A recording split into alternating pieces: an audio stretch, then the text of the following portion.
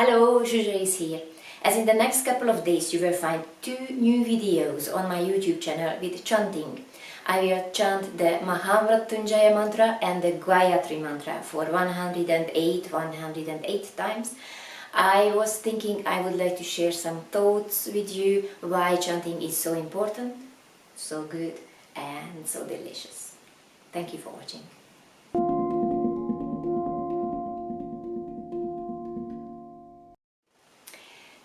Personally, I practice chanting because of the same reason. I practice meditation, yoga or deep breathing to find and keep my inner peace and to taking care of my mental and physical health through activating the vagus nerve.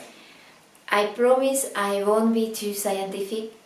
Please don't click away, but we have to talk about the vagus nerve.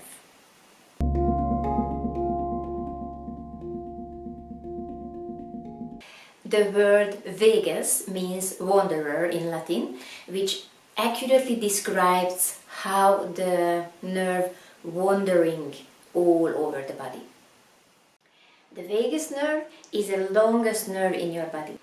It connects your brain to many important organs like the gut, the heart, the lungs. And as it is also a key part of your parasympathetic rest and digest nervous system, it has a huge impact on your mental health. It is important to keep this nerve active and toned. Having higher vagal tone helps your body to relax faster after stress, so your physical and mental health can improve.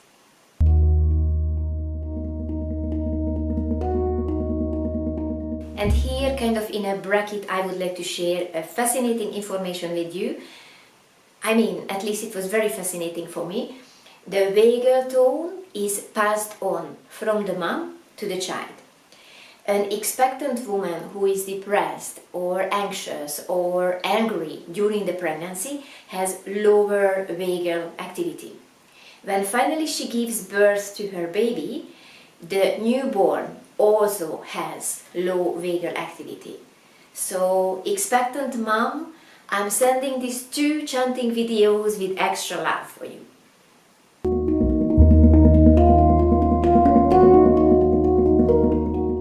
As the vagus nerve traveling through the body, it connects with the vocal cords and with the muscles in the back of your throat. So when you are singing, when you are chanting, when you are, let's say, gargling or humming, and you're activating the muscles in the back of your throat, that helps to stimulate your vagus nerve. Of course, there are other ways to activate or stimulate the vagus nerve, for example, as it is connected with your gut, if you eat probiotics, if you eat omega-3, or if you exercise, receiving massage, socializing or laughing, that all can be your medicine. So long story short, you don't have to chant. If you have a good laugh in a regular base, that's plenty. Though, in the next couple of days I will share 2 chanting videos because I love to chant, and as you will see, I will chant both mantras 108 times.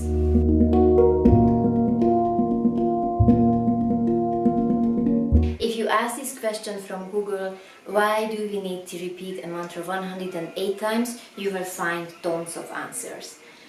Choose which resonates with you the most.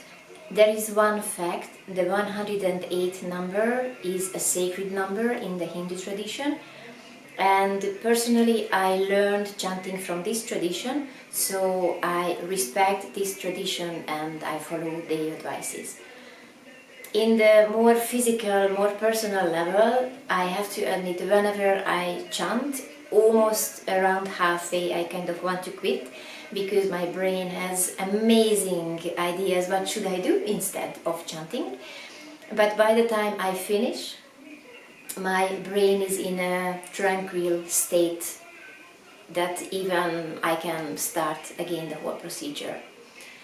I can imagine that as we stretch muscles and we have to stay in a certain posture at least for 30 seconds to really benefit from the posture, maybe this is the time frame chanting a mantra 108 times, which is in my case approximately half an hour, which helps to stimulate the vagus nerve, which helps to tone the vagus nerve.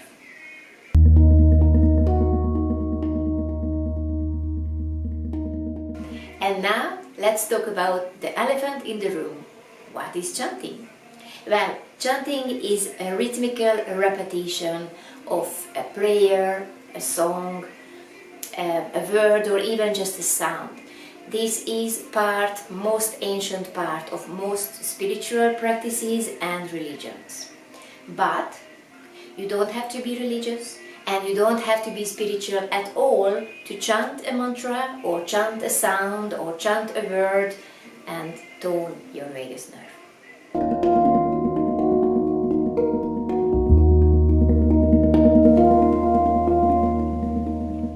So the question, why do we have to have a mala? Well, you don't have to have the mala. Mala is simply just a tool which helps you to count how many times you've been chanting your mantras. If you want, you can use your fingers, or you can find any other tool which helps you.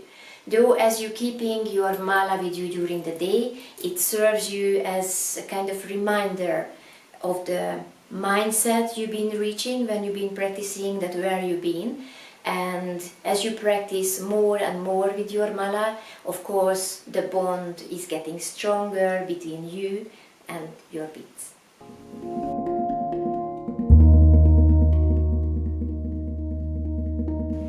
I think living in these times, when the world is full of fear, hatred, anxiety, stress, is super important, is vital to de-stress the mind, to calm the mind, which helps to calm and heal the body.